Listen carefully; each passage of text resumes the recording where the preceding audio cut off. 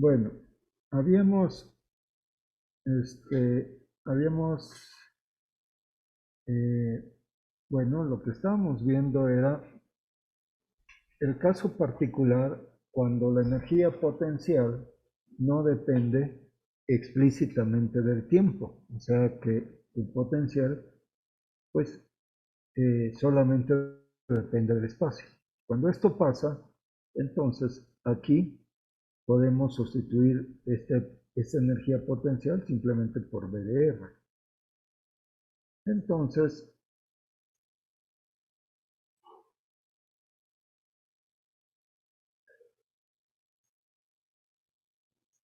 entonces aquí, ¿verdad? Esta ecuación diferencial, vamos a ver que esta ecuación diferencial acepta una solución en separación de variables. ¿Qué significa una separación de variables? Que esta función del espacio y del tiempo se puede escribir como una función solamente del espacio por una función solamente del tiempo. Esta es separación de variables. Y la sustituimos en la ecuación 3. Aquí lo estamos sustituyendo, ¿verdad? En lugar de psi de RT, psi mayúscula igual a psi minúscula de R por F de T en todo. Y pues hacemos las operaciones, ¿verdad? Las derivadas espaciales solamente van a actuar sobre la función psi minúscula y la derivada temporal solamente sobre la función del tiempo. Y hacemos eso y luego, bueno, la función constante, las funciones constantes respecto a esa derivada pueden salir de la derivada. En este caso, la función del tiempo puede salir de Laplaciano. Y en este caso, la función psi de r minúscula puede salir de la derivada temporal. Y como las funciones, aquí ya la función f solamente es del tiempo, entonces la derivada parcial es la derivada total. Aquí sigue habiendo derivadas parciales porque aquí depende de x, y z, de otras variables también, pero son las variables en el espacio, ¿no?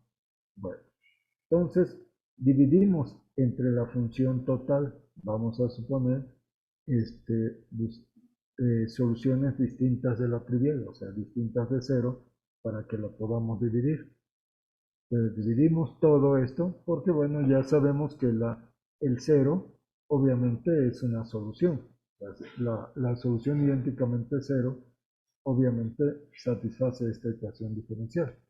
¿Bien? O sea, y el cero pues es el cero de, como el conjunto de soluciones de esta ecuación forma un espacio vectorial, ¿verdad? El cero debe estar incluido y obviamente el cero es una solución de esta ecuación diferencial.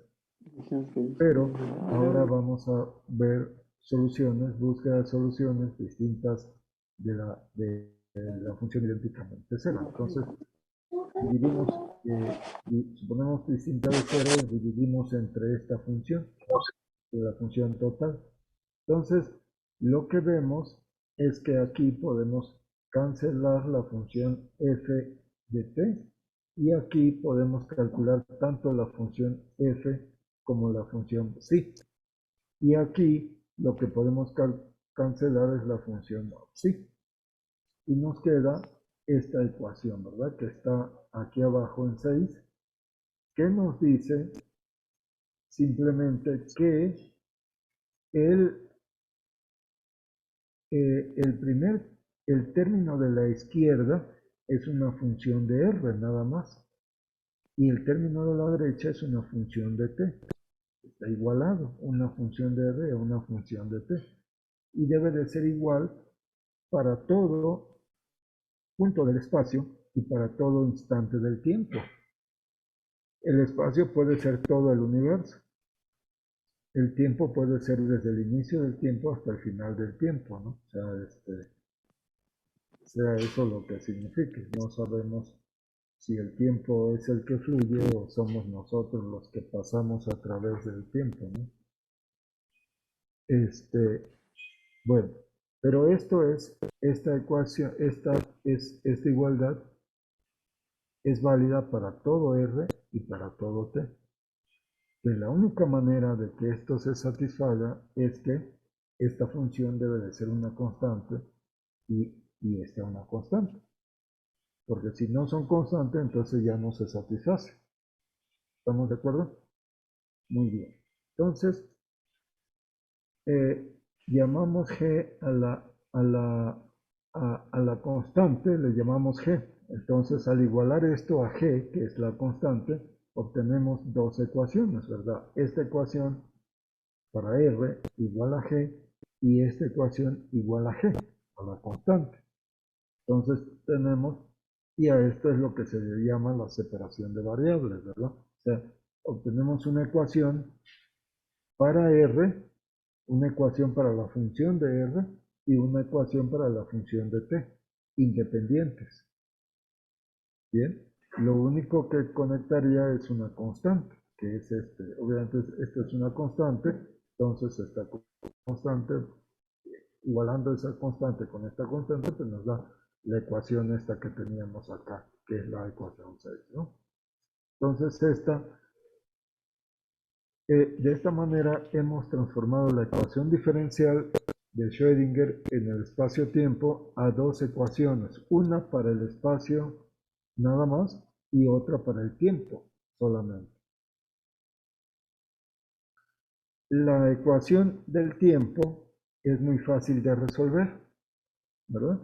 Porque lo que nos damos cuenta es el IH barra lo podemos pasar acá dividiendo abajo de la G y la I la podemos pasar arriba como menos I. Entonces tendríamos esto. Y esta 1 entre f de t por la derivada de f de t no es otra cosa que la derivada del logaritmo de f de t. ¿Sí? O sea, porque la derivada del logaritmo de una función es igual a 1 entre la función por la derivada del argumento del logaritmo, que es la derivada de f de t que está acá. Bien, entonces esta parte izquierda es la derivada temporal del logaritmo de f de t.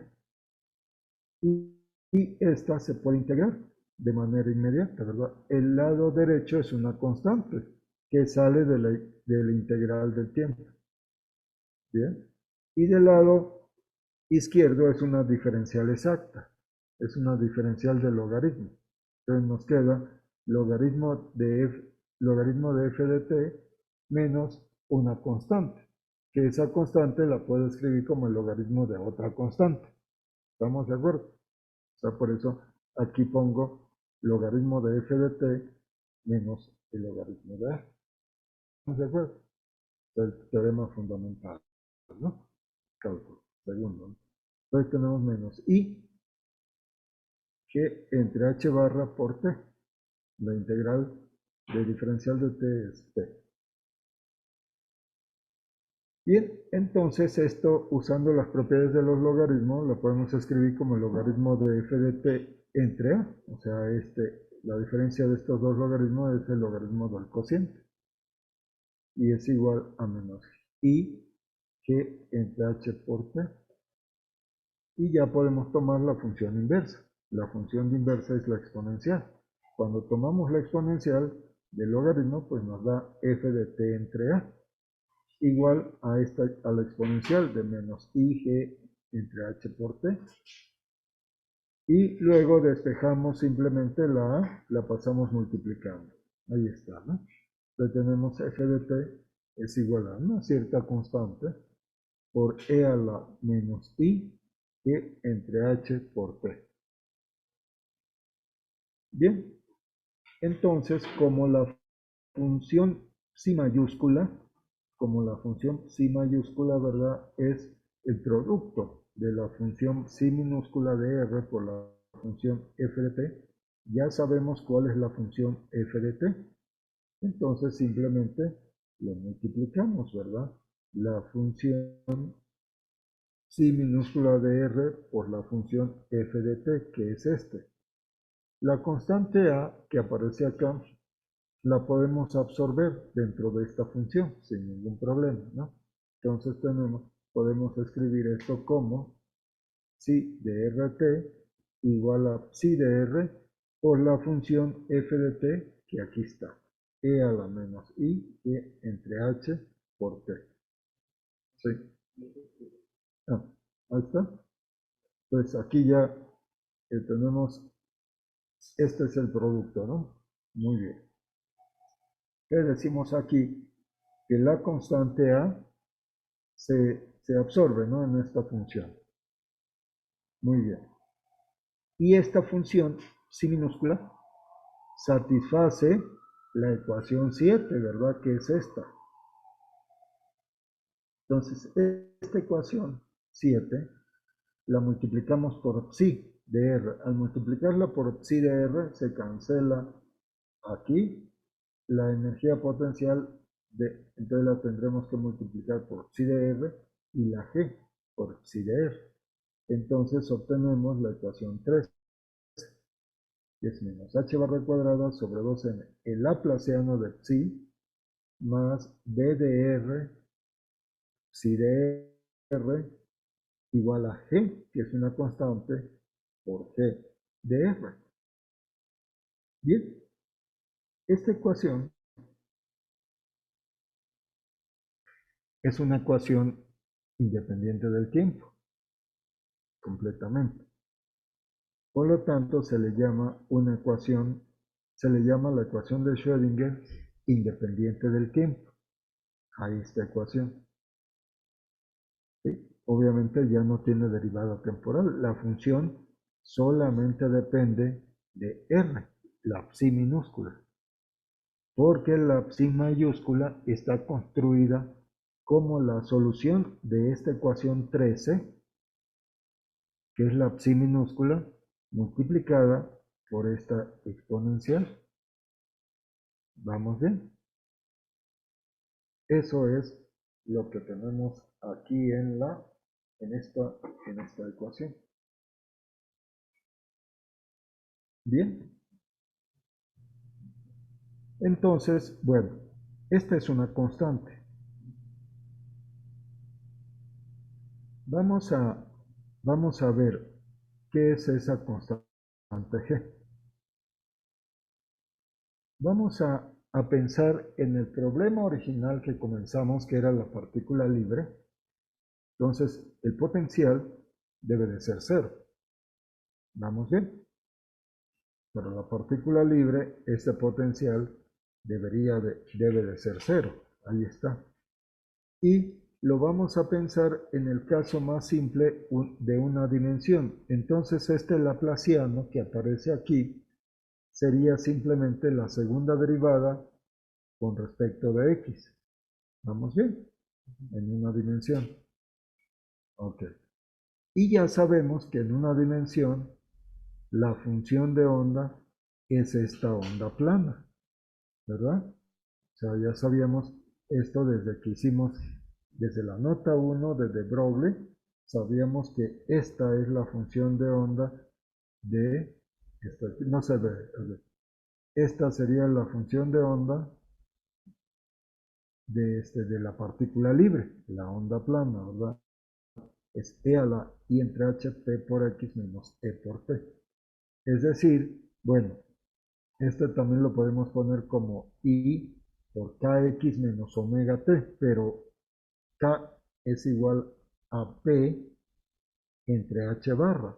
Y omega, o sea, la energía es E igual a H barra omega. Entonces, la pusimos acá. ¿Bien? Eso es desde la nota 1 que tenemos, que podemos escribir la función de onda de partícula libre de esta manera. Cuando escribimos la función de onda de partícula casi libre, la P ya no era constante, sino dependía de X, ¿no? O sea, eso fue cuando hicimos lo de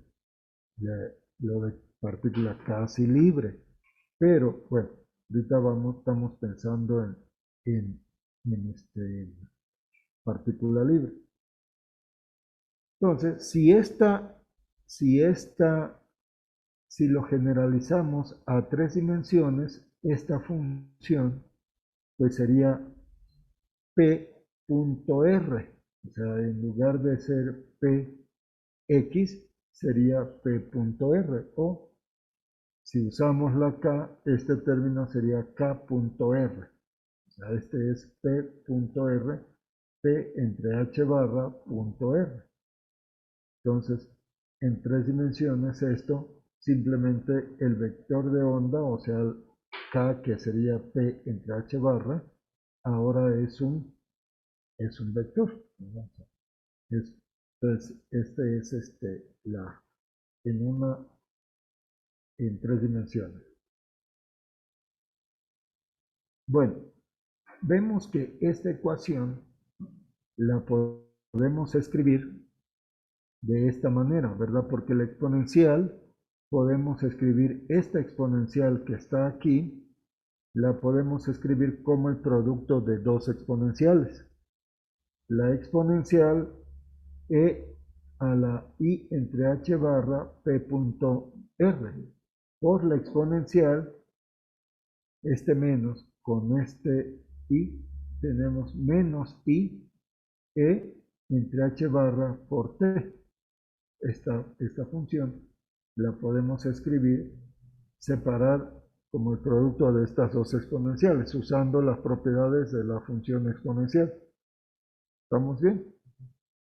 Y esta, fíjense que esto que está aquí, esto ya es de la forma de separación de variable. O sea, es una función solamente de R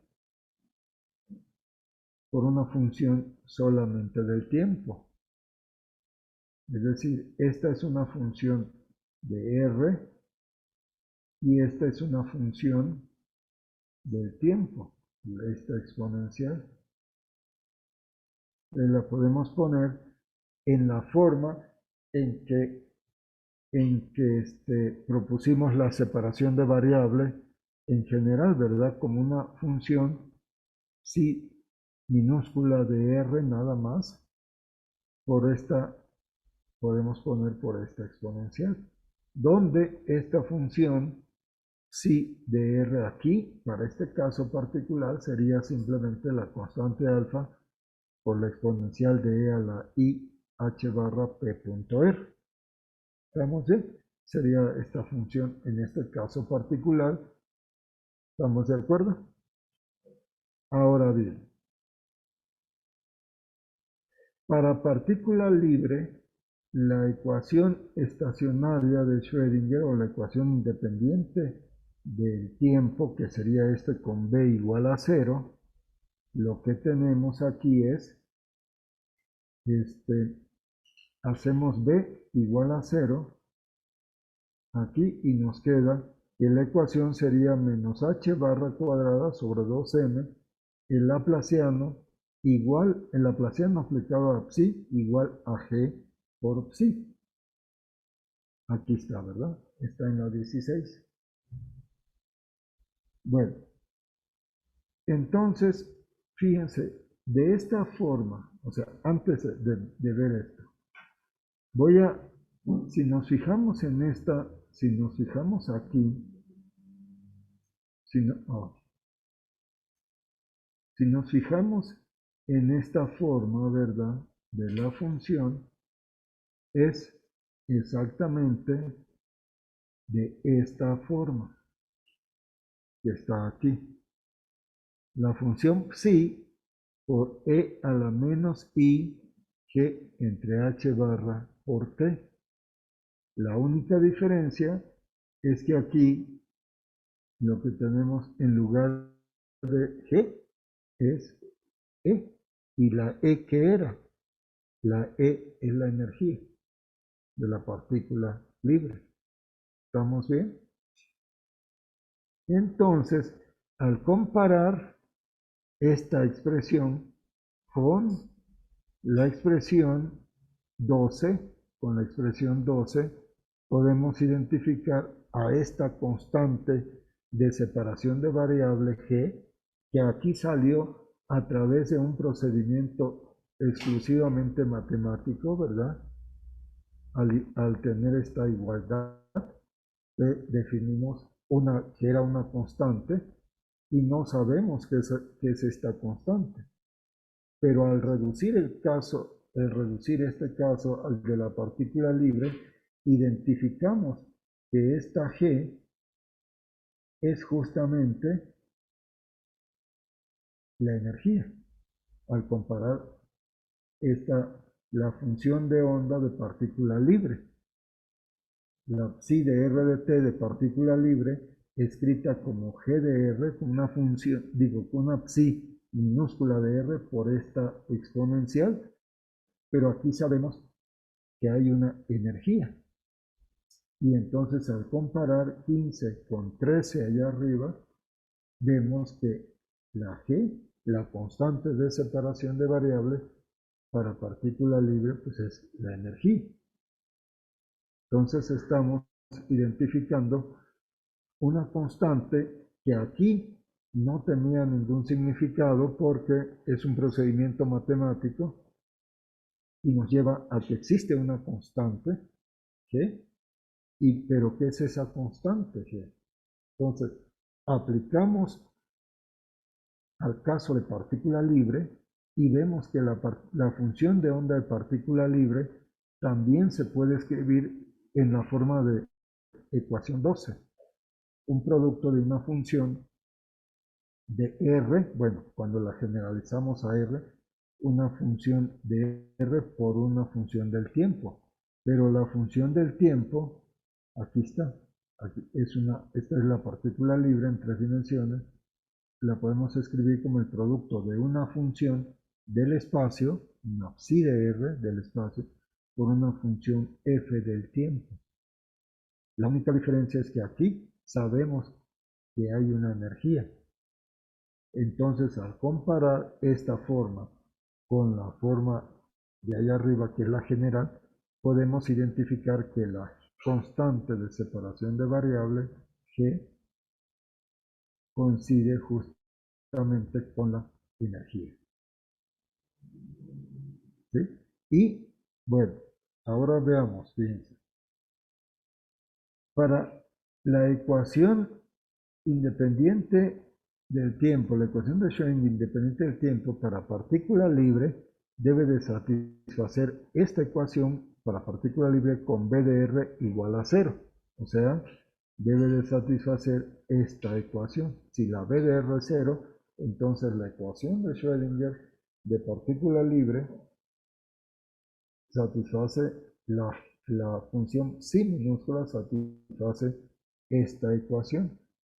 Ahora, nosotros estamos diciendo que la función del espacio psi de R minúscula, la función del espacio de partícula libre, es esta. Bueno, pues vamos a ver si satisface esta ecuación. Debe de satisfacer esta ecuación.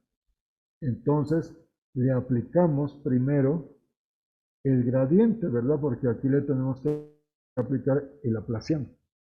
Le aplicamos el gradiente.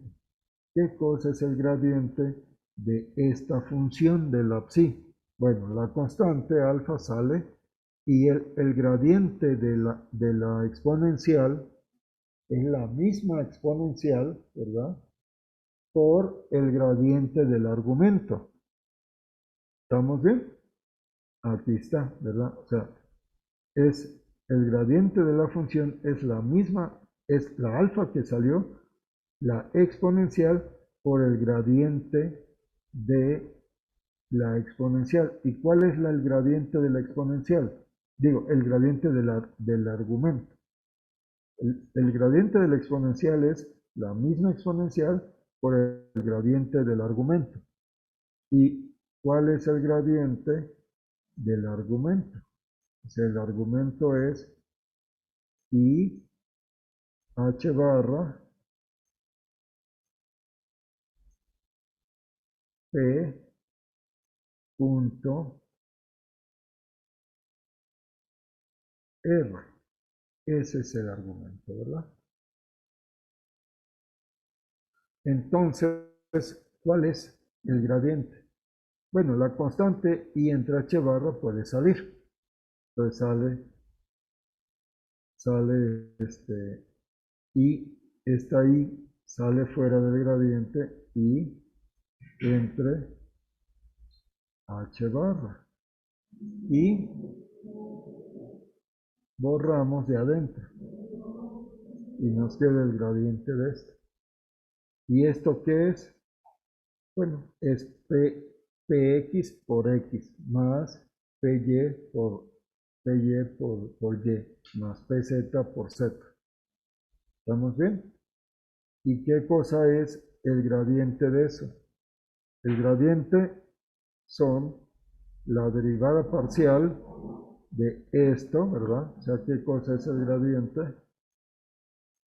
El gradiente es la derivada parcial de esto, de P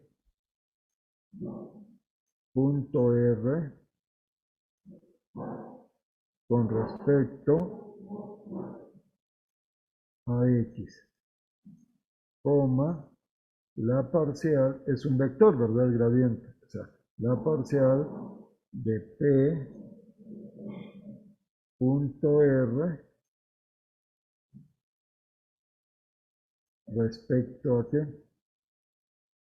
Respecto de Y, coma, la parcial de P punto R respecto de qué?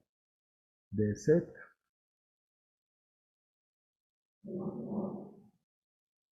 ¿Estamos bien? Es este vector multiplicado por I entre H. ¿Y cómo es la derivada parcial de esto?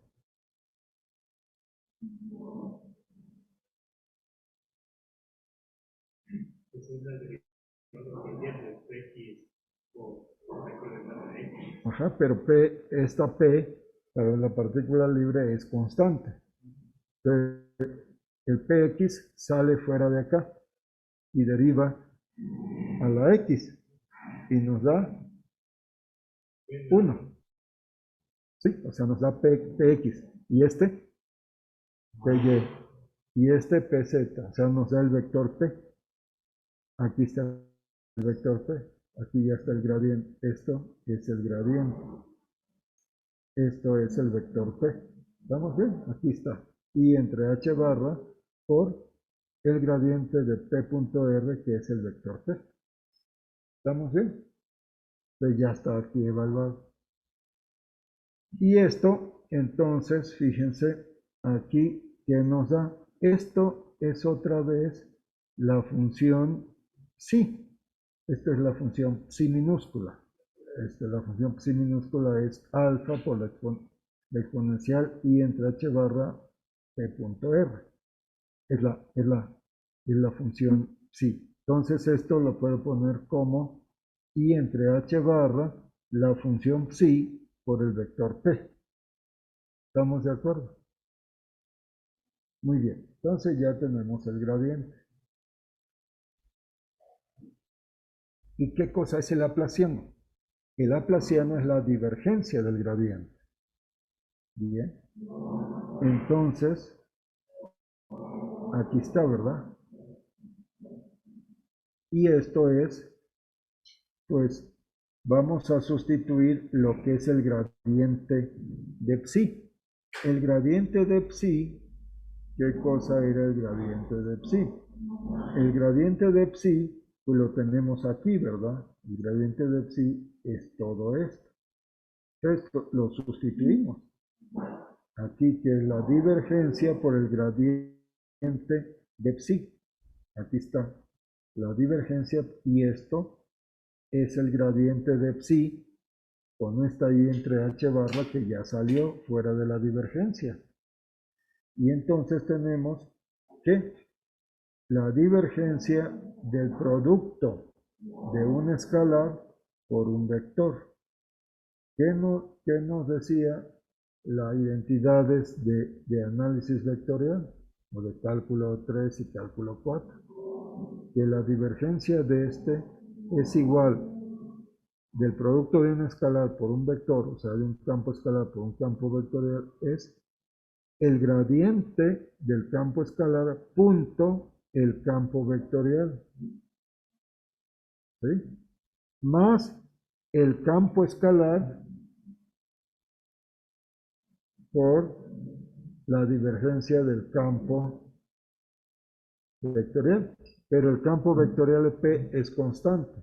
Entonces la divergencia de P es igual a cero. Entonces nada más nos queda el término de el gradiente de psi punto el campo vectorial, que es esto. Y el gradiente de psi lo volvemos a tomar de acá. Entonces, este tiene uno i entre h barra. Con este i entre h barra nos da i cuadrada entre h barra, o sea, i entre h barra al cuadrado. Y luego tenemos que es psi por p. Entonces aquí tenemos psi por p, entonces tenemos p punto p. Entonces ya tenemos i cuadrada es menos 1 entre h barra cuadrada. Y p punto p lo vamos a poner como p cuadrada. ¿Sí? Entre h barra cuadrada que está acá. Y el signo menos es por la i cuadrada. Y tenemos la psi. Entonces ya tenemos qué es el laplaciano. Entonces lo sustituimos aquí en esta ecuación, ¿verdad? Aquí, en el laplaciano. Lo sustituimos ahí y ¿qué nos da?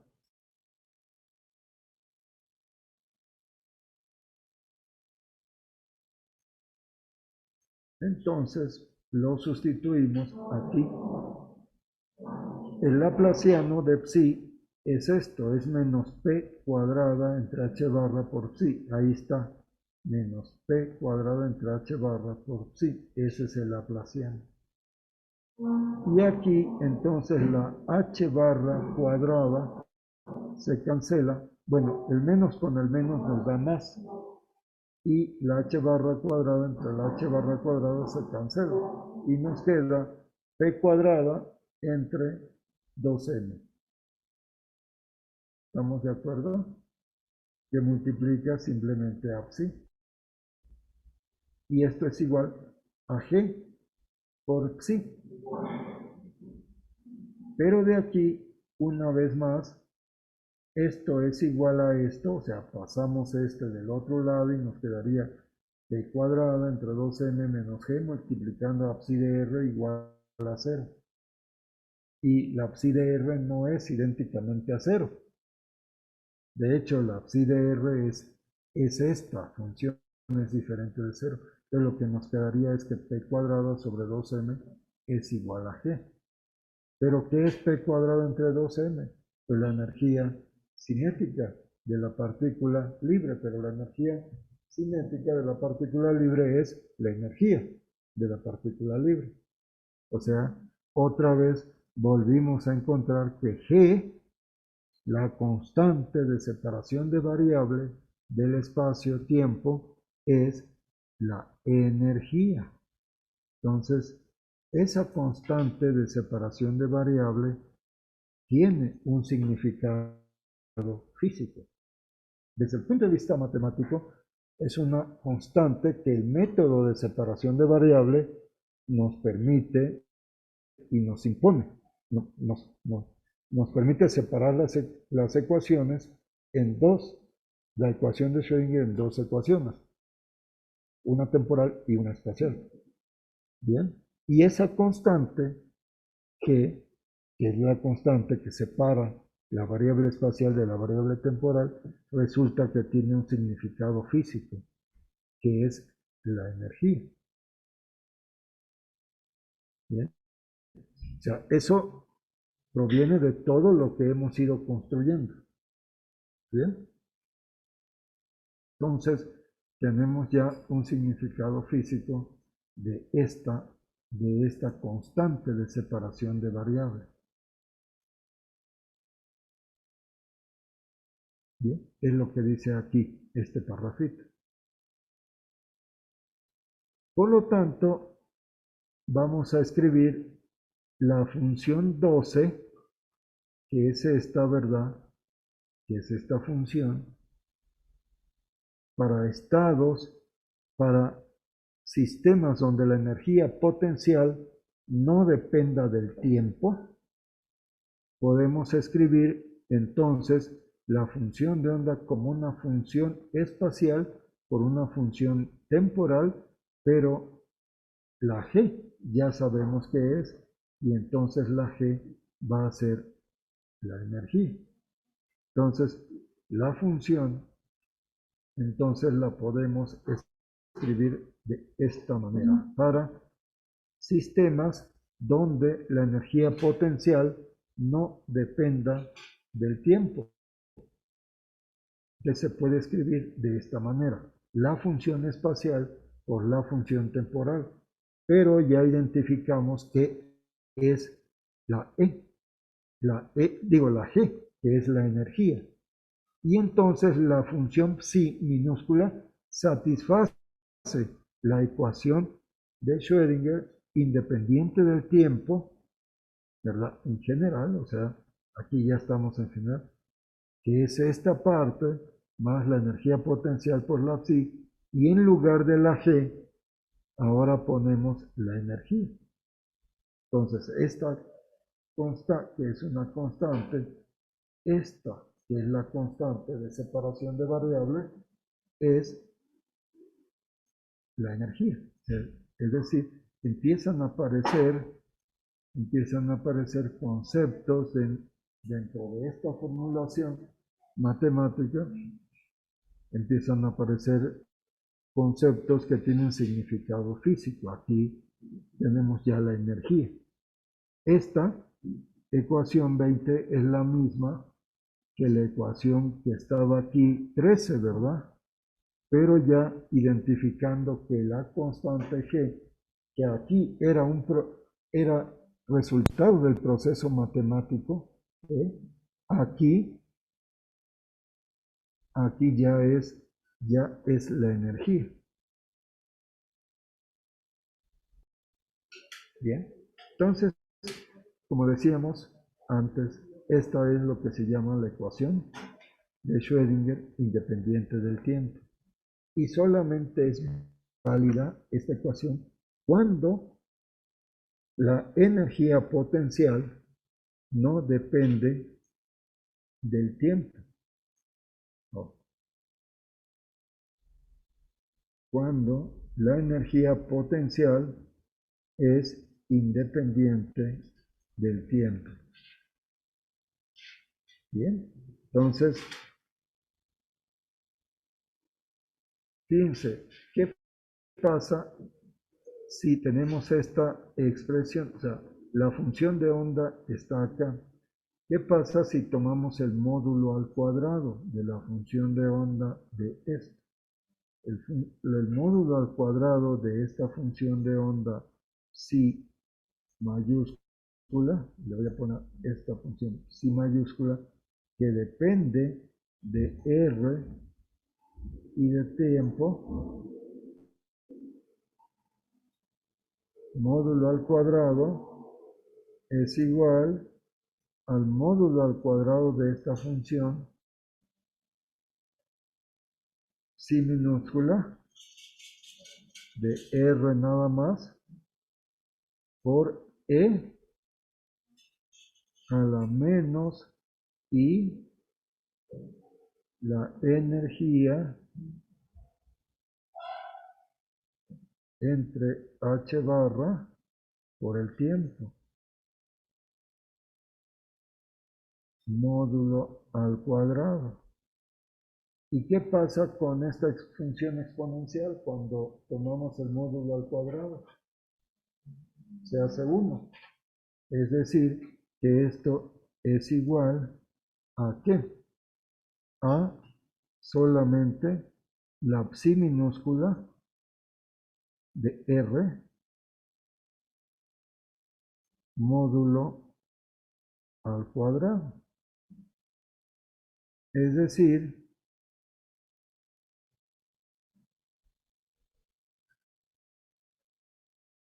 oh, sí se ve lo que escribí ahí. Ajá. Bueno, esto Es decir, el resultado es que el módulo al cuadrado de la función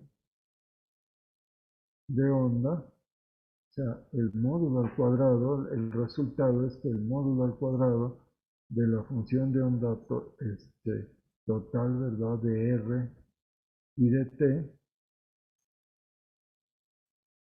el módulo al cuadrado de esta función es igual al módulo al cuadrado, finalmente, de la función psi minúscula de R, que ya no depende del tiempo, módulo al cuadrado, porque la exponencial se hizo 1. Es decir, la densidad de probabilidad es independiente del tiempo. Es lo que nos está diciendo esta expresión. Cuando el potencial, no depende de del tiempo, cuando el potencial es independiente del tiempo, entonces resulta ser que la densidad de probabilidad, o sea, que es el módulo al cuadrado de la función de onda, es independiente del tiempo. Permanece fija la densidad de probabilidad. Obviamente varía en el espacio, pero en un punto fijo del espacio, la densidad de probabilidad permanece fija. Ahorita, dentro de 3 segundos, mañana, etcétera, ¿no? ¿Sí?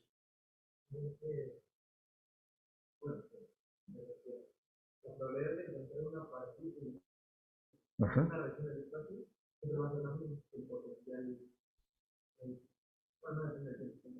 Ajá. Si el potencial es independiente del tiempo, se satisface esto. O sea, la densidad de probabilidad es independiente del tiempo.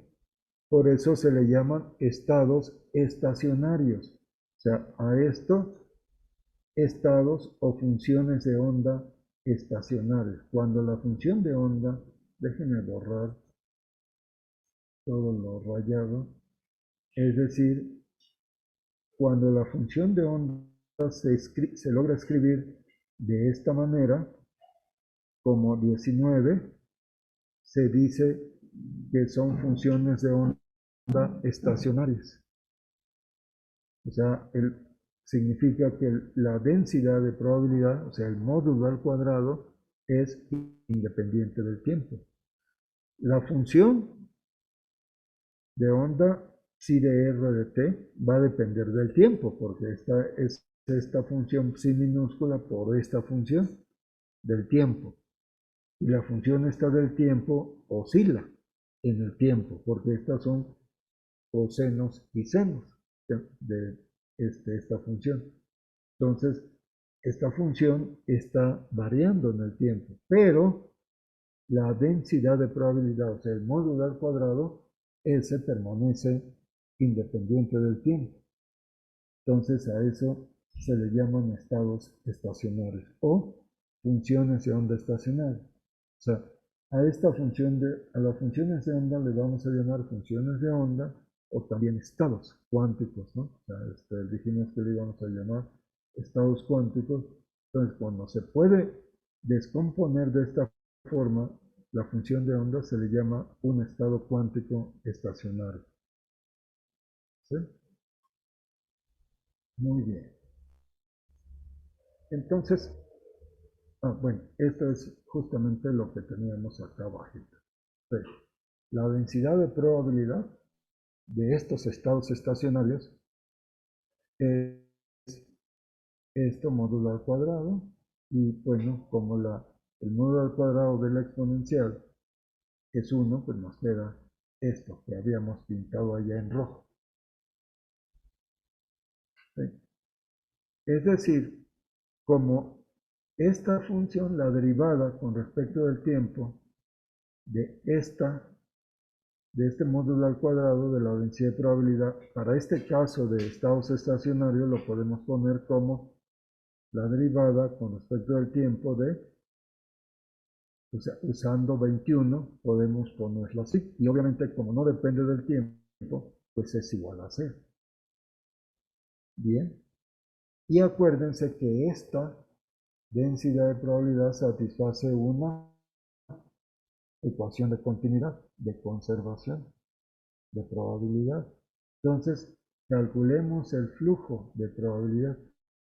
Sabemos que el flujo de probabilidad, que ya hemos construido el vector de flujo, el campo vectorial de flujo, que era esta constante h barra entre 2mi por la psi conjugado, la función de onda conjugada por el gradiente de la función, menos la función por el gradiente de la función psi conjugada.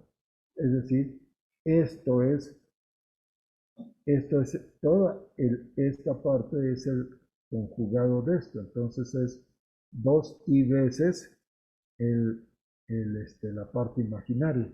El 2i se cancela y nos queda h entre barra por h barra entre m por la parte imaginaria de esta cantidad, ¿verdad? De cualquiera de ellas, ¿no? Pero podemos escoger esta cantidad. Bien. ¿Y qué es esta cantidad? Bueno, como son estados estacionarios, la psi se escribe de esta forma, ¿verdad? O sea, esta psi,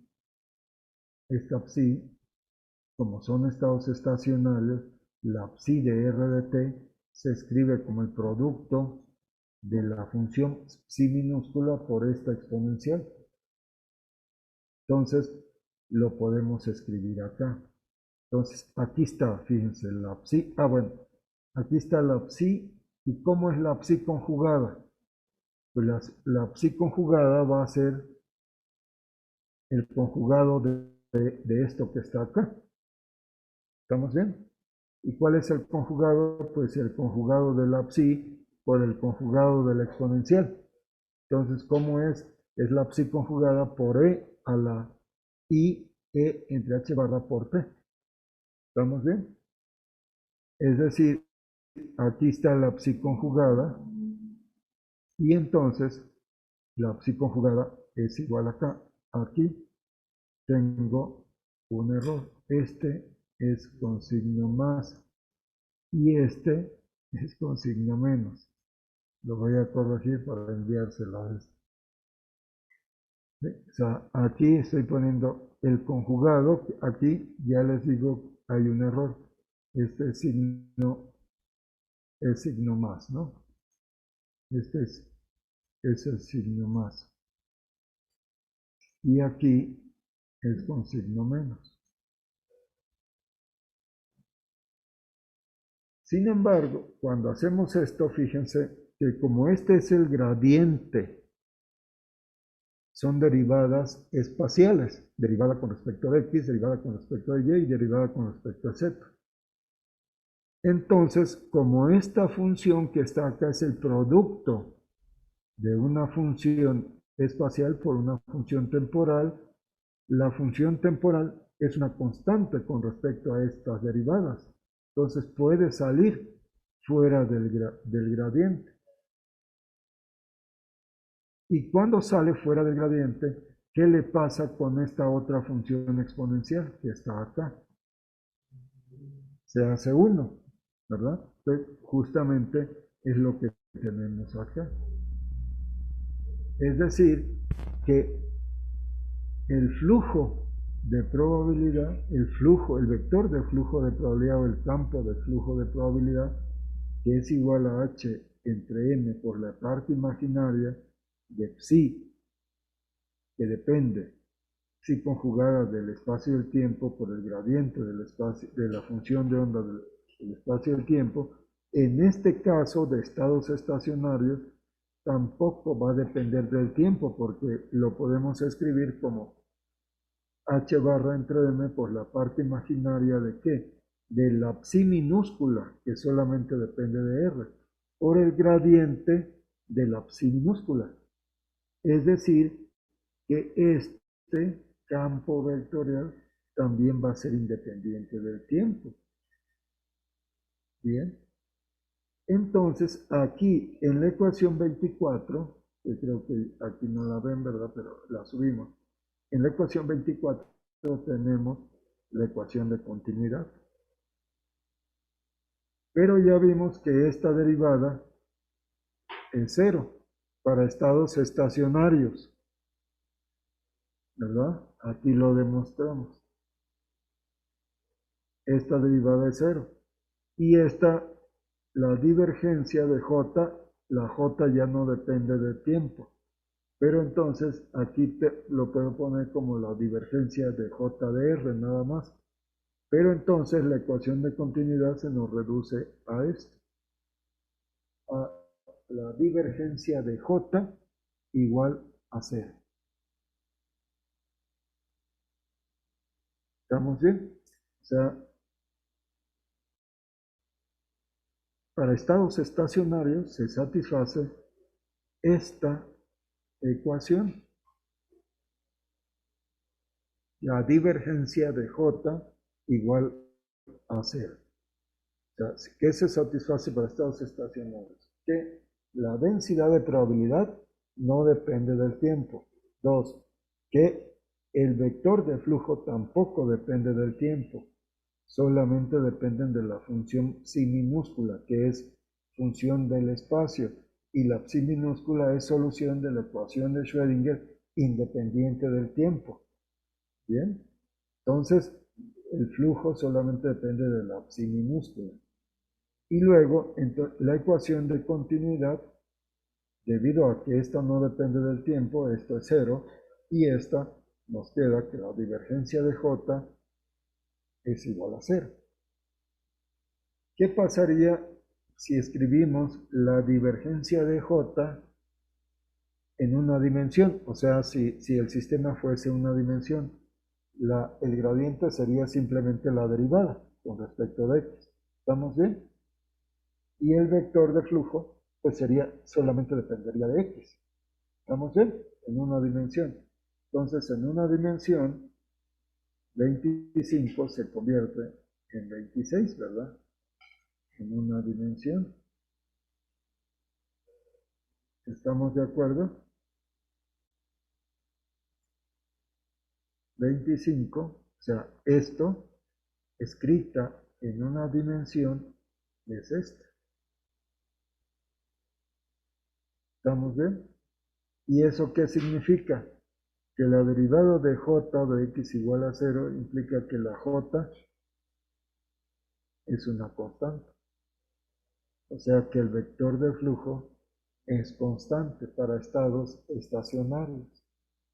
Entonces, el vector de flujo para estados estacionarios va a ser constante. Pues para estados estacionarios el flujo de probabilidad permanece constante en todos los puntos del espacio. Estados estacionarios. Esa es la conclusión que llegamos en este caso. Fíjense, vamos a considerar el flujo de probabilidad en una dimensión de las ondas planas. Esta es la función de onda en una dimensión. Una constante por la exponencial de e a la i kx menos e entre h barra por t. Ahí está. O sea, esta es una función. Acá la podemos poner como p entre h barra también. Entonces esto lo separamos en la función psi de x, que sería a por e a la i kx, sería esta psi, por la función temporal. Y esa función temporal ya sabemos que es menos i e entre h barra por el tiempo. ¿Bien? Muy bien. Entonces, aquí está, ¿verdad? La psi x, o sea, la función psi esta minúscula del espacio es simplemente esto. Calculemos el flujo de probabilidad. Aquí está la receta, ¿verdad? ¿Cómo es el flujo de probabilidad? Es h barra entre m por la parte imaginaria de la psi conjugada por el gradiente de la psi. ¿Bien? Entonces, hagamos ese cálculo. H barra entre m, la masa, por la parte imaginaria de la psi conjugada, que es en una dimensión, por el gradiente de la psi, pero el gradiente en una dimensión es simplemente la derivada de la función psi. ¿Estamos bien? Aquí está la función psi. Retomemos la conjugada. Esto nos queda, la conjugada de psi, nos queda la a conjugada, que puede ser una constante compleja, a conjugada por e a la menos ikx. ¿Estamos bien? La conjugada. Entonces eso la pondríamos acá. Y luego tomemos la derivada de esta. ¿Cuál es la derivada de esta? Pues es la misma a por la misma exponencial por la derivada del argumento, que es ik. Aquí está ik, y aquí está la función a por e a la ik, y la otra es a conjugada por e a la menos ik. O sea, aquí está, ya. ¿Y qué le pasa a las exponenciales? Se hace 1. Bien. Y nos queda ik por este que es el módulo al cuadrado de la constante a, porque esta exponencial ya se hace 1. ¿Bien? ¿Queda claro o no? Y nos queda ik por el módulo al cuadrado de a, y tomamos la parte imaginaria de ik por el módulo cuadrado de a. ¿Cuál es la parte imaginaria de lo que está aquí adentro? K por el módulo cuadrado de a. Entonces nos queda que J es H barra K entre M por el módulo al cuadrado de A, de esta constante. Y fíjense que justamente es una constante. Ya decir, aquí habíamos probado que el flujo de probabilidad sería una constante para estados estacionarios. Este es un caso particular. Allá tenemos el caso general de estados estacionarios. Y este es un caso particular. Aquí estamos viendo que este es una constante. H barra por K lo podemos poner, es el momento entre M. El momento lo podemos poner como la masa por la velocidad. Se cancela la masa y nos queda la velocidad por módulo de a al cuadrado. Pero ¿qué cosa es módulo de a al cuadrado? Cuando tomamos el módulo al cuadrado de psi, ¿qué nos queda? El módulo al cuadrado de psi es el módulo al cuadrado de esto. ¿Qué nos queda?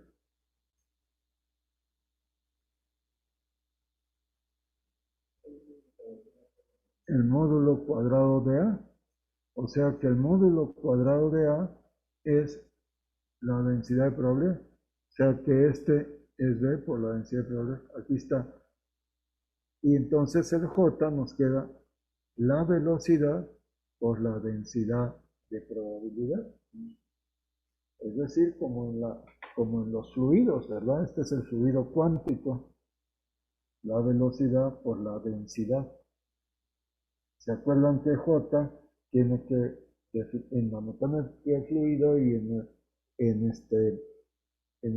las corrientes eléctricas siempre se escribe como un vector velocidad por la densidad de masa, o bien, si es en electricidad y magnetismo, es por densidad de carga, ¿no?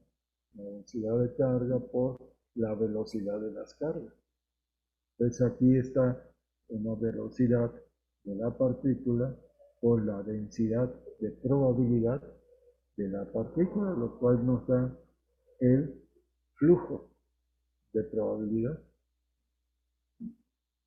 Bueno, este resultado lo vamos a usar después. Ahí lo guardaremos.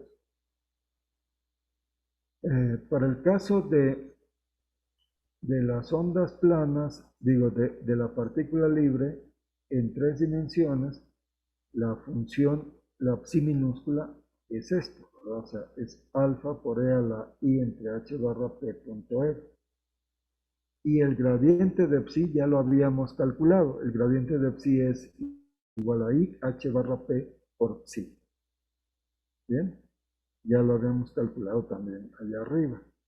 Entonces lo ponemos aquí adentro de este JDR, ¿verdad? H barra entre m por la parte imaginaria de psi conjugada por el gradiente de psi. ¿Cuál es la psi conjugada? Pues es alfa conjugada por la exponencial de e a la menos i h barra p punto r. Esa es la psi conjugada. ¿Estamos de acuerdo? O sea, la psi es esta, entonces la psi conjugada es esta, ¿verdad? Esta es la psi conjugada. Y el gradiente de psi, el gradiente de psi es esto. Aquí está. Ese es el gradiente de psi. Es este, ¿verdad? Y entonces, ¿qué nos queda acá? ¿Qué le pasa a las exponenciales? Se hace 1 y nos queda i entre h barra por el módulo al cuadrado de alfa. ¿Estamos bien? Y la parte imaginaria de i entre h barra, bueno, esta h barra puede salir de la parte imaginaria, va a cancelar esta h barra. ¿Bien? ¿Y qué nos quedaría entonces? La parte imaginaria, nos quedaría la parte imaginaria de i, el módulo de alfa, pues nos queda simplemente el módulo de alfa. ¿Estamos de acuerdo? P entre m por el módulo al cuadrado de alfa, o bien h barra k entre m por el módulo al cuadrado de alfa. Y otra vez, si tomamos el módulo al cuadrado de esta cantidad, ¿verdad? Pues nos da el módulo al cuadrado de alfa. Y aquí el módulo al cuadrado de alfa, o sea, esto P entre M es el vector velocidad, ¿verdad? Por el módulo al cuadrado de alfa. Pero el módulo al cuadrado de alfa es la densidad de probabilidad. Entonces nos queda B por la densidad de probabilidad, otra vez, pero ahora en 3 dimensiones. ¿Queda claro?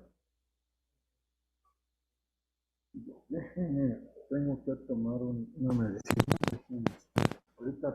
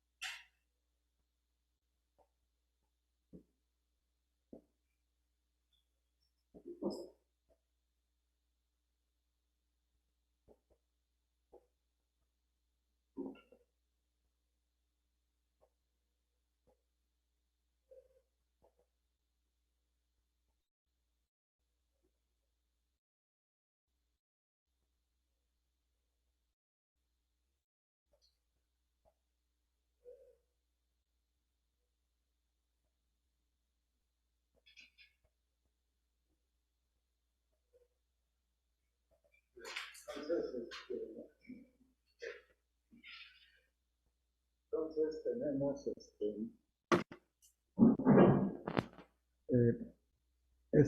este ejemplito, ¿no?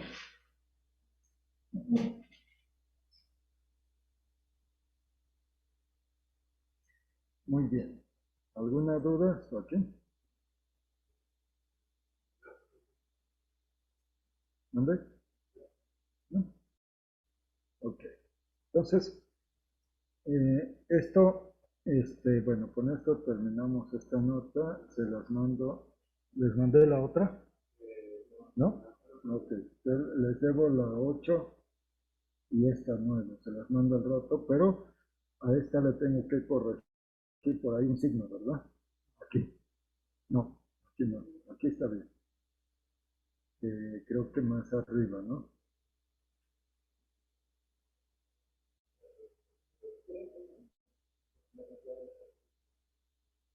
Ah, sí, sí, sí, sí. Gracias. Sí, exacto. Aquí. Era más y aquí menos. Ok. Corrijo eso y ya se los mando, ¿no? Muy bien. Entonces, esto es lo que tenemos acá. Bueno, vamos a ver que nuestra ecuación de Schrödinger, al ser una ecuación diferencial, pues va a satisfacer ciertas condiciones de frontera. Y vamos a recurrir a las interpretaciones físicas, ¿no? Bueno, sabemos que la función de onda, que es solución de la ecuación de Schrödinger, satisface la ecuación de continuidad, que es la que aquí está como la ecuación 1. Entonces, en forma integral, esta decíamos que la podíamos escribir de esta manera. Esto lo vimos cuando vimos en la nota 7, creo, ¿no? Que es la versión hidrodinámica, ¿no?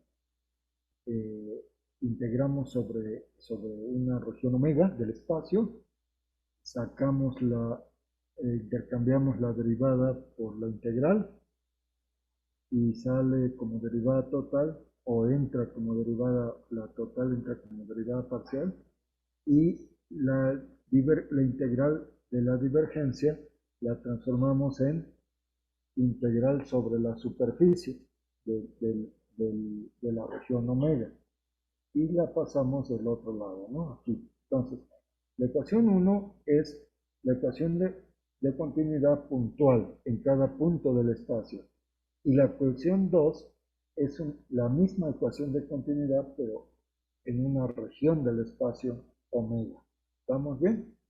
Es la misma ecuación, pero en forma diferencial y en forma integral. Muy bien.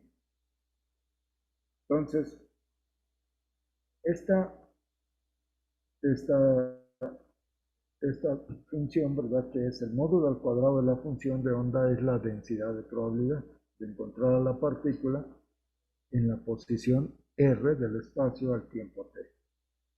Entonces, la integral de esto, si esto es la densidad de probabilidad, integrada sobre la región del espacio, pues nos da la probabilidad. ¿Bien? Es como si fuese la densidad de masa integrada sobre una región del espacio, pues nos daría la masa. Si fuese la densidad de carga integrada sobre la región, pues nos daría la, la carga en esa región. Entonces, en este caso, el módulo al cuadrado de la función psi es una densidad de probabilidad integrada, nos da la probabilidad en esa región, omega del espacio. ¿Estamos bien? Esa es la probabilidad que le llamamos aquí. Probabilidad omega. ¿De qué? De encontrar la partícula ahora dentro de una región del espacio, dentro de esta región omega del espacio, al tiempo t, a un instante de tiempo. Muy bien. es esto, es la probabilidad de encontrar la partícula en la región omega, ¿no? Que es una región del espacio, obviamente es un subconjunto de R3. Muy bien. Eh, esta probabilidad sabemos que es siempre la probabilidad es menor o igual que 1. Bien.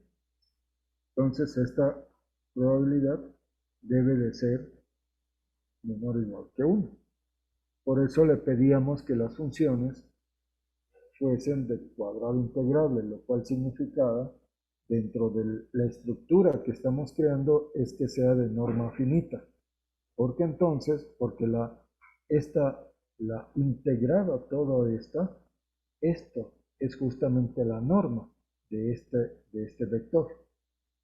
Entonces, si es finito, siempre lo podemos normalizar. Entonces, siempre podemos poner la norma de estos vectores, es decir, vamos a trabajar con los vectores unitarios en ese espacio vectorial, en el espacio B que definimos de las funciones, de las soluciones de la ecuación de Schrödinger. Entonces, y esto que es la norma, ¿verdad? Porque esto era el producto interno de psi con psi, que es la integral en el espacio de psi conjugada por psi.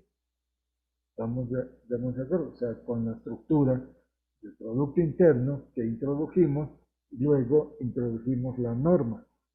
Entonces esto es la norma. Nos está diciendo que la norma igual a 1 significaría que la probabilidad de encontrar a la partícula en algún punto del universo, en cualquier instante del tiempo, pues es 1. En algún lugar del universo se ha de encontrar. A menos que podamos considerar una teoría de universos múltiples y que pueda haber pasajes de un universo a otro universo, pero pues eso todavía no sabemos si es que existen otros universos, ¿no? Hay teorías que pueden crearse de universos múltiples, ¿no? Un metaverso que está constituido de universos, pero hasta ahorita no hay conexiones incluso en esas teorías no hay conexiones entre esos universos, ¿no? Entonces, no vamos a especular ahí, vamos a considerar solamente nuestro universo en el que estamos inmersos, ¿no?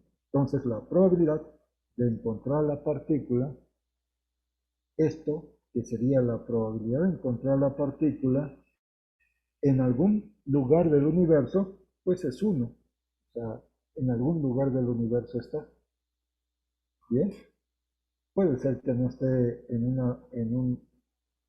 una pequeña región del universo, pero en algún lugar del universo está. O sea, esta es una condición.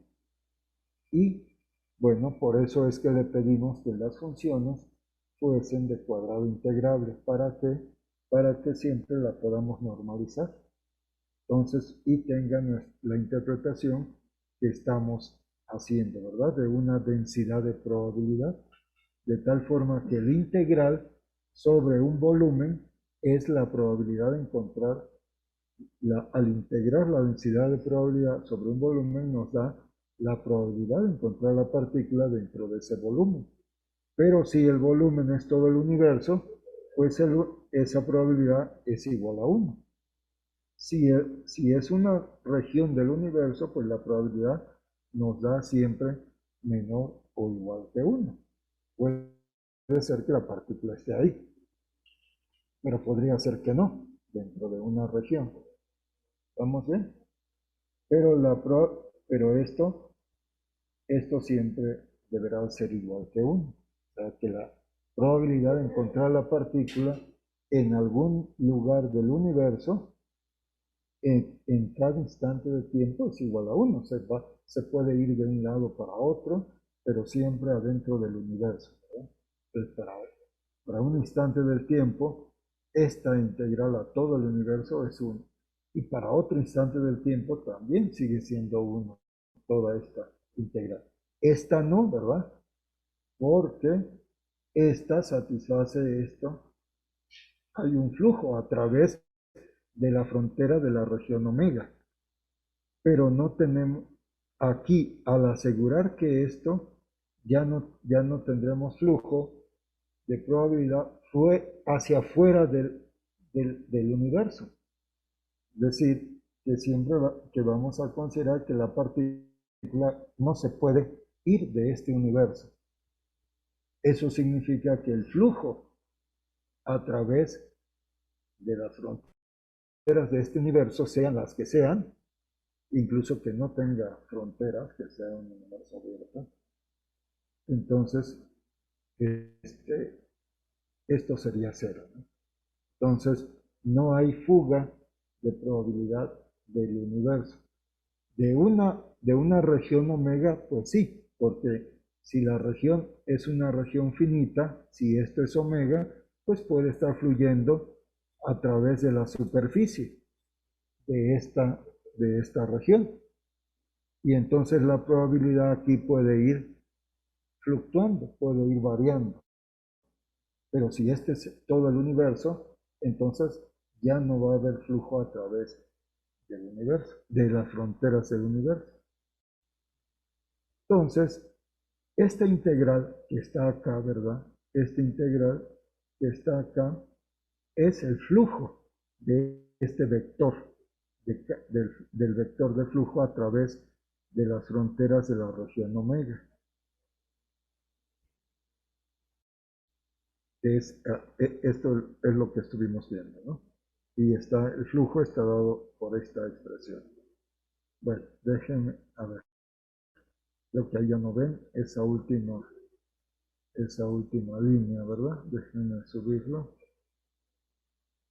Oh, aquí está. Entonces, esta integral que está acá es el flujo el flujo de este campo vectorial, que es el flujo de probabilidad a través de la frontera de esa omega. Y está dado de esta manera. Entonces, esta ecuación 2 la voy a escribir acá, la escribimos acá, pero en lugar de j, como está aquí, vamos a sustituir el j de la ecuación 6. La sustituimos aquí. Entonces aquí está, es menos, y aquí esta constante h barra entre 2 y m, ahí está, sale fuera de la integral de superficie. Y tenemos todo esto, el psi conjugada por el gradiente de psi, ¿verdad? Y este punto n lo metemos adentro, es decir, aquí tenemos este punto n que va a ser punto n aquí con este gradiente y punto n con este gradiente. Ahí tenemos. ¿Estamos de acuerdo? ¿Sí?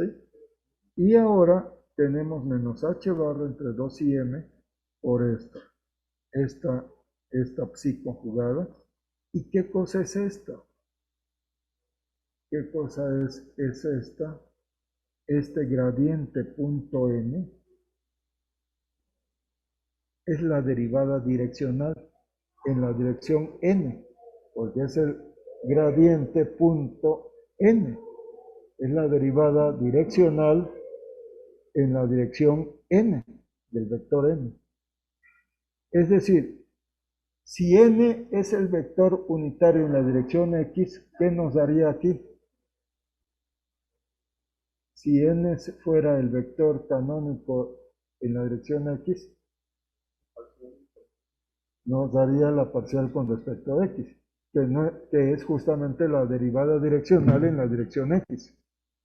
Y la parcial con respecto de y es la derivada direccional en la dirección y, si n es el vector canónico en la dirección y. Si n es el vector canónico de la dirección z, pues nos daría la parcial en z, que es la derivada direccional en la dirección z. Pero aquí, esto que tenemos aquí es la derivada direccional en la dirección n, o también le podemos llamar la derivada parcial en la dirección n. ¿Queda claro la notación? Entonces esto es la derivada parcial en la dirección n, o también derivada direccional en la dirección n, de ese vector n. ¿Estamos bien? Entonces, fíjense lo que tenemos acá. Esta integral, que va a ser dos integrales, ¿no? La podemos sacar. Pero ¿qué cosa es? Es este campo, el campo de Schrödinger o la función de onda por la derivada direccional en una dirección n. Es decir, ¿qué es lo que tenemos aquí? Bueno, esta es la misma figurita que teníamos allá para recordar la interpretación, ¿no? Aquí tenemos el flujo, el vector de flujo y el flujo que atraviesa la superficie de esta región omega. La superficie le llamamos diferencial de omega, ¿no? Es el flujo. Bueno, esto es simplemente la misma figurita que teníamos allá. Entonces, si ahora imaginamos que la región omega que la región omega crece, imaginemos que esa región crece y crece hasta abarcar todo el universo. ¿Sí? O sea que omega se transforma en R3. Entonces tendremos que esta integral, que es la probabilidad, ¿verdad? Esta integral es la probabilidad de encontrar la partícula dentro de la región omega. Es esta integral, es esta. Pero si omega crece hasta convertirse en todo el universo, en todo R3, esta probabilidad tiende a 1. Bien. Y entonces tenemos que esta derivada, la derivada de esta integral, como es 1, pues es 0. ¿Estamos bien? Es decir, aquí esta es la ecuación de continuidad, pero para la región omega. Esta derivada respecto del tiempo de esta probabilidad es la derivada de esta integral. ¿Estamos bien? O sea, es esta ecuación, ¿verdad? O sea, esta ecuación que pusimos acá, la derivada. Si esta omega tiende a todo R3, esta integral tiende a ser la probabilidad de encontrar la partícula en todo el universo tiende a 1. Es lo que hemos visto. Y entonces, esta derivada debe de ser 0, porque es un 1. Entonces, tendríamos esto. Entonces, eso significa que este flujo que está acá, como esto es 0, ¿verdad? Cuando omega se va a todo el universo, abarca todo el universo, esto va a 0, porque esto tiende a 1, y la derivada de 1 es 0. Entonces, esta integral va a 0. Esta integral sobre la superficie, sobre la frontera del universo, diríamos, debe de ir a 0. Entonces, ¿cómo aseguramos que esta integral sea 0 cuando crece hasta el infinito? Pues, si le pedimos a la función de onda, tanto a la función como a sus derivadas, en cualquier dirección, que tiendan a 0 en el infinito, podemos asegurar que esta siempre es 0. O sea, si tomamos esta, si la función de onda tiende a 0 cuando crece, cuando nos vamos hacia el infinito, que es esta condición que está acá, ¿verdad? Si le pedimos, le exigimos esta condición física, esta es una condición física, que la partícula no pueda escapar de este universo. Entonces, la función de onda deberá de tender a 0 cuando nos vamos hacia el Y las derivadas deben de tender a cero también cuando nos vamos al infinito. Y por supuesto, la conjugada. Si la original tiende a cero, la conjugada también va a tender a cero. Y obviamente la derivada de la función, la conjugada, la derivada de la conjugada también. Entonces, estas van a ser unas condiciones de frontera física que le estamos pidiendo a la función de onda. Y todo eso tiene que ver con toda esta interpretación física que estamos haciendo. ¿Sí se dan cuenta? O sea, estamos construyendo una estructura matemática, pero a esa estructura matemática le estamos imponiendo ciertas condiciones que están determinadas por la física. ¿Vamos bien? O sea, estamos pidiéndole que la partícula permanezca en este universo. ¿Y cómo lo podemos asegurar? Pues ya vimos que esta densidad de probabilidad tiende a 1 cuando esta probabilidad tiende a 1 cuando la omega crece hasta convertirse en el universo total.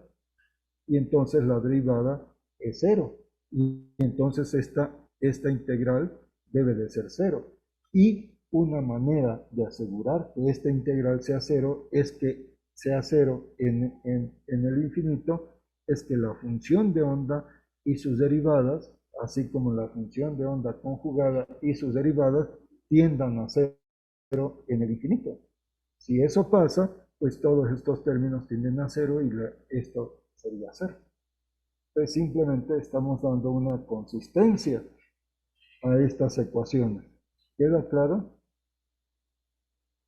Y entonces vamos a considerar nuestras condiciones de frontera para nuestra ecuación de Schrödinger. O sea, es decir, cuando estemos resolviendo la ecuación de Schrödinger, tendremos que imponerle estas condiciones de frontera. ¿Vamos bien?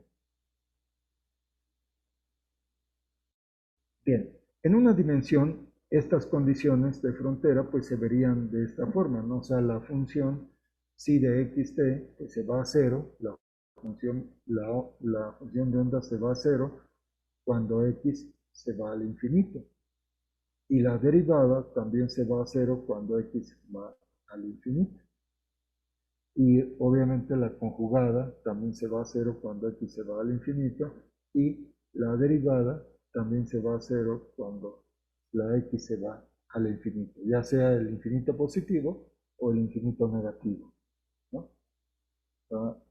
Esa sería en una dimensión.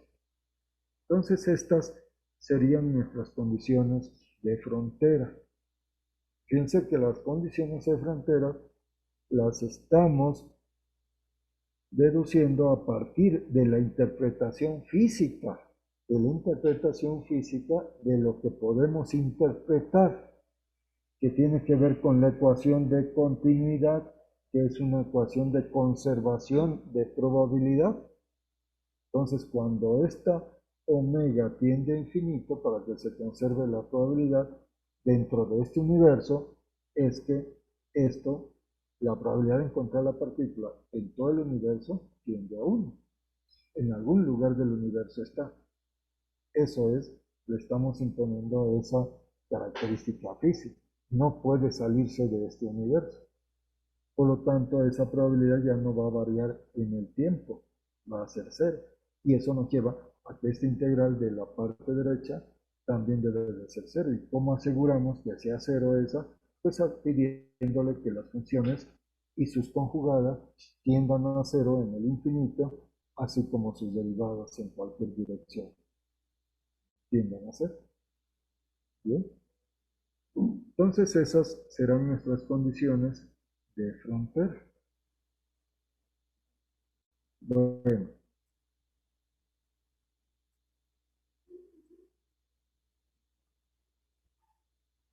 este es simplemente lo que habíamos eh,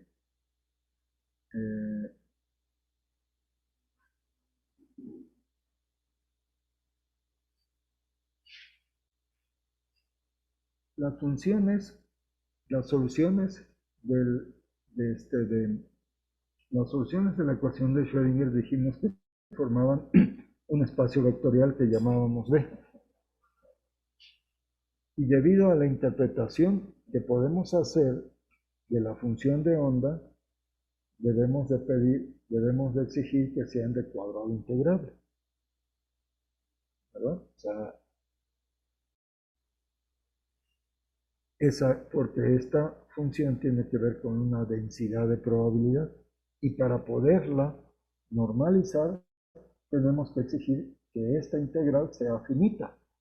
No importa si es grande, pero que sea finita. Que si es finita, siempre podemos normalizar esta función phi, ¿verdad? Simplemente dividiendo entre esta m, ¿verdad? Si esta integral es m, pues entonces dividimos entre m y tendremos esta 1 entre m, pues nos da ya, todo esto nos da 1. 1 entre m es una constante, la metemos adentro del integral y la podemos meter adentro del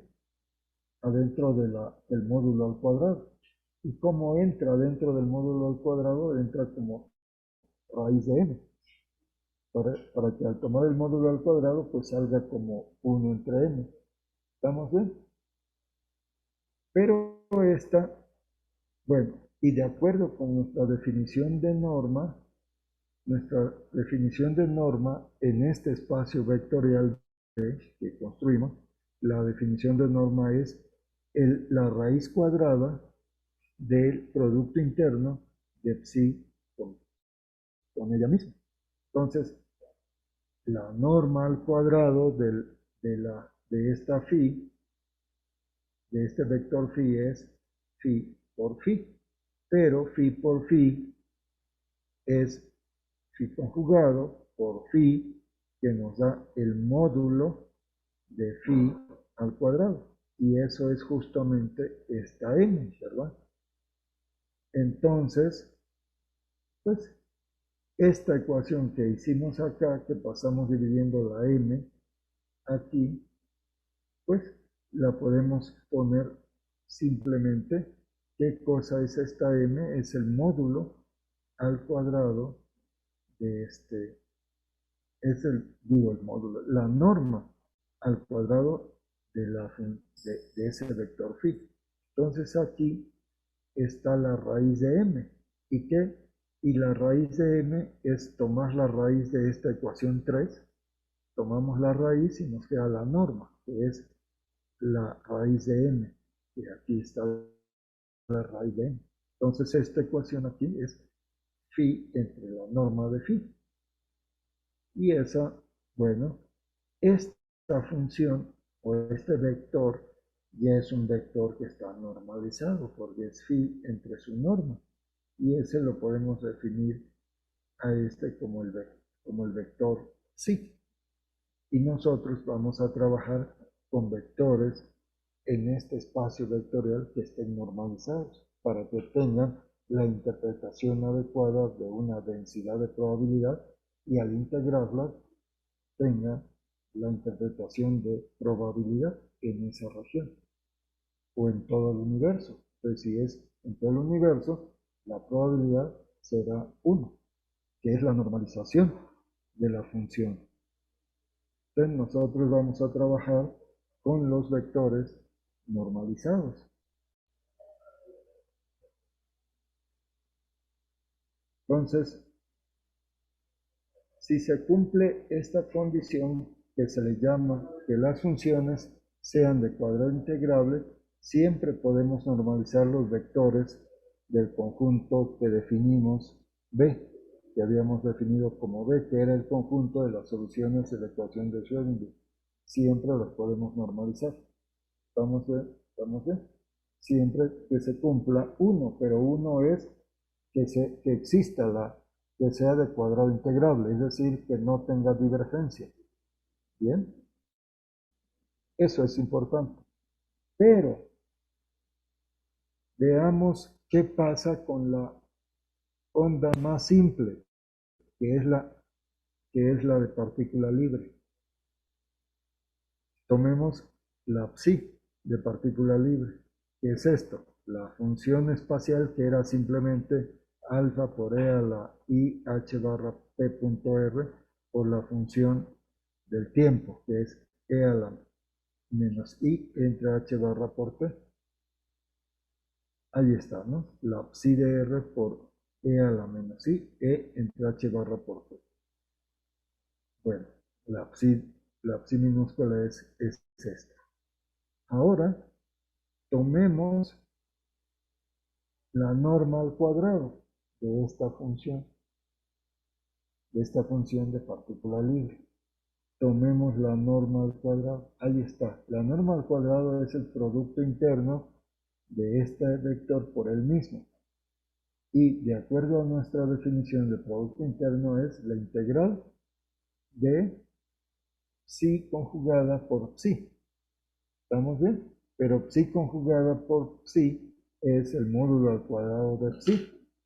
¿Estamos bien? Pero nuestra función psi de partícula libre es esto.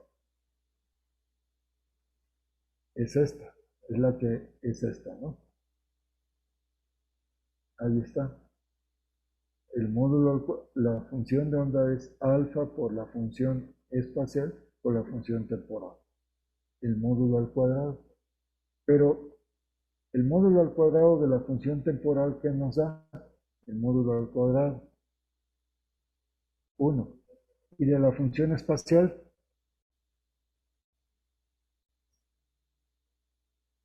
también es una exponencial compleja. Entonces, ¿cuál es el módulo al cuadrado de la función espacial? 1. Entonces, estas dos se hacen 1 y nos queda simplemente el módulo al cuadrado de la constante A, de alfa. ¿Estamos bien? Y ese módulo al cuadrado sale fuera y nos da la integral de la diferencial de volumen a todo R3. ¿Y cuánto es eso? Diverge, ¿verdad?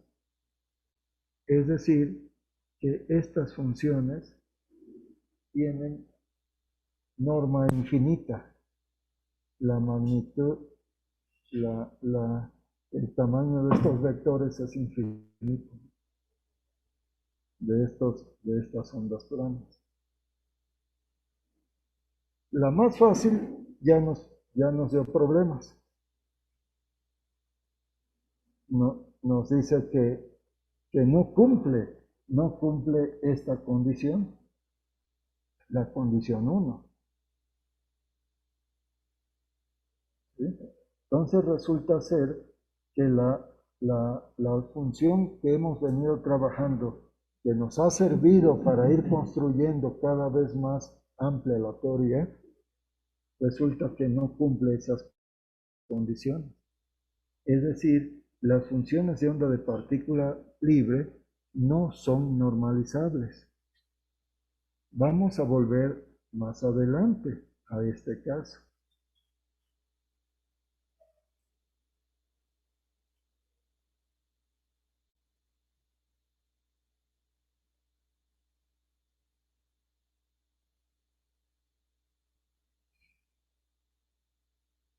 Bien, entonces, ¿qué es lo que está pasando acá? Bueno, después regresaremos con esto. Lo que va a ser necesario después es ampliar todavía el espacio vectorial, es construir espacios vectoriales todavía más grandes que infinito, de espacios vectoriales de dimensión infinita. Necesitamos definir espacios vectoriales que se les van a llamar espacios de Hilbert equipados o tripletes de Gelfand o rigid Hilbert space, o sea, espacios de Hilbert rigid es equipado, o sea, espacios de Hilbert equipados, para que puedan ser incluido este tipo de funciones que en realidad este tipo de funciones y otras funciones que ustedes han visto y que son funciones, pero que no son funciones. Por ejemplo, la delta de Dirac. Si se acuerdan, la delta de Dirac que es infinita en un punto y es cero en todos los demás puntos. Y su integral es 1, ¿verdad? Pero esa llamada función delta de Dirac en realidad no es una función en el sentido de las funciones que han definido en todos los cursos de álgebra, en los cursos de cálculo, etc. No es una función de ese tipo. Estas funciones se llaman funciones generalizadas. Y para construir la teoría de funciones generalizadas es necesario el análisis funcional y algo que es una rama del análisis funcional que es la teoría de distribuciones. Pero esa teoría de distribuciones se logró construir apenas en los años 50, de 1950. Entonces, durante muchos tiempos, durante muchos años, se usó la llamada delta de Dirac sin estar formalizada.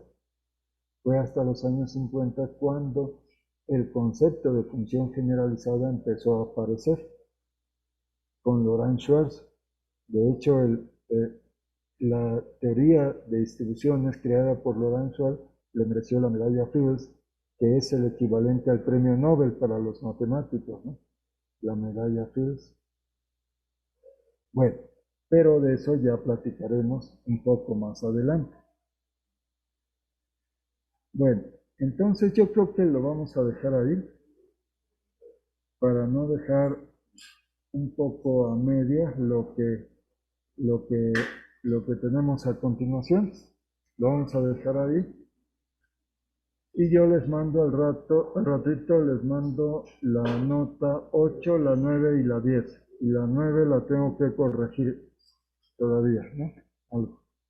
Bueno, entonces, ¿alguna duda?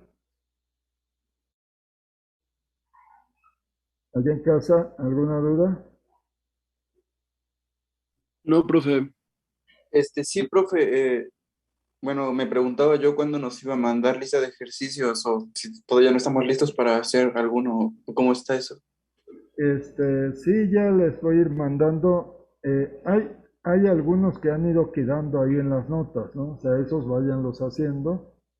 Ahí, y ya les voy a empezar a mandar, yo creo que la próxima semana. Ah, está bien, gracias. Sí, de hecho. Pues yo creo que la próxima semana ya les voy a ir empezando a mandar problemas. Bueno, ahorita van a ser muy sencillos, casi de recordar las cosas, pero ya después van a venir los problemas más propios del curso, ¿no? Una vez que podamos ir construyendo un poco más la teoría. Bien, bueno, entonces nos estaríamos viendo el próximo viernes. Bueno, que estén bien todos. Hasta luego.